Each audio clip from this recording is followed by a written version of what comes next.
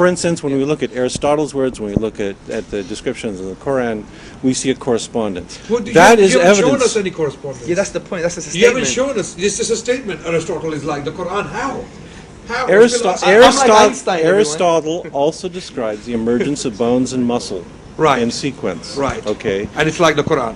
And it's like the Quran, which Well, does Aristotle say the bones come first and then the flesh and the muscles? Does he say that? Are you sure?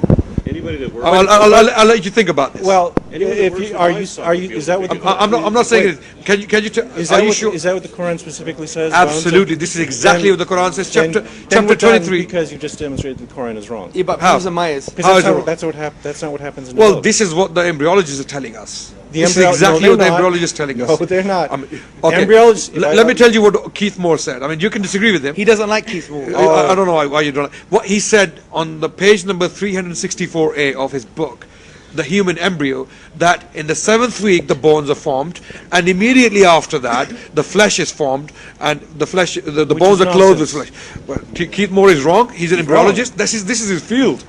It's my field too. I know he's wrong. You're an embryologist. That yes. Oh, great! Wow, wow, that's news to me. Okay. So that's wrong, because what happens first is you have differentiation of mesoderm. Right.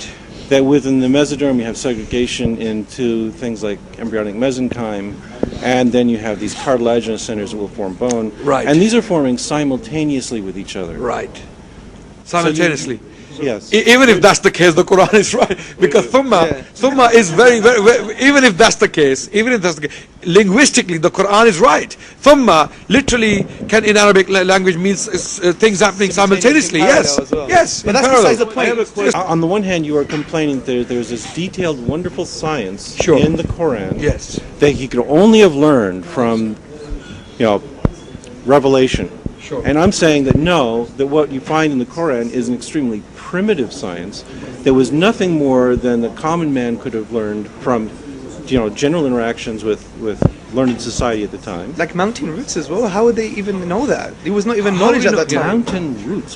Whoop-de-doo again. It's all it's saying is that you've got this mountain that's going up here, and there's a lot of depth beneath it. And then they would understand the function of that as well. The function of the function. The It is. function- It is. yeah, It Yes, is. the function of the Quran It is is, to absolutely. anchor the crust and things like, and that's not the case. That's again wrong It's not geology. to anchor the crust at all. What is it for? It's actually to, from my knowledge, it's actually to, like Archimedes' fulcrum point. Like that's what isostasis come from. It's like another term to discuss the Archimedes fulcrum point, and that's what it's there for.